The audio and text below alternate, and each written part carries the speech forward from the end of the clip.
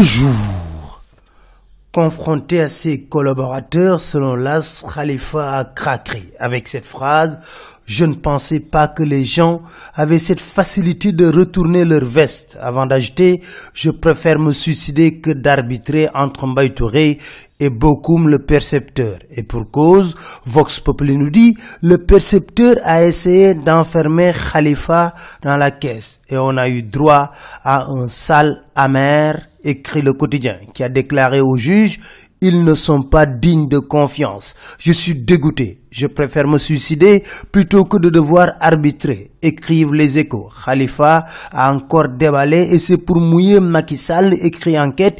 Il déclare dans Enquête: c'est Macky Sall qui m'avait parlé de ces fonds en 2012 et m'avait sollicité. Mieux, en 2010, j'avais sollicité même l'avis de Wade. Tout le contraire de Macky Sall qui connaît bien la caisse. Dans Enquête, il ajoute: les bénéficiaires sont parfois de grandes autorités souffrant de prostate, du cancer de l'utérus et des seins.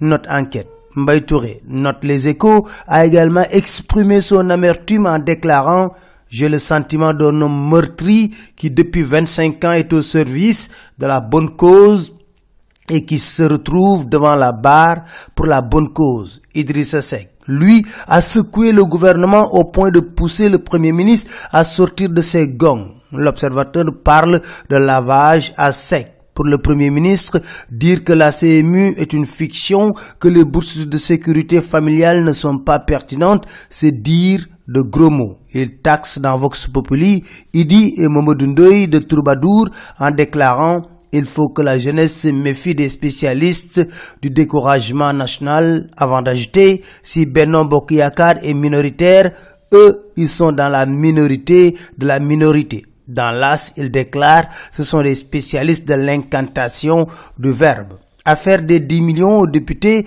selon Les Échos, la conférence des présidents a démenti Ousmane Sonko. Source A révèle que le crépuscule s'abat sur Telium Logistique car les Turcs de l'AIBD ont arraché le fret import entre leurs mains.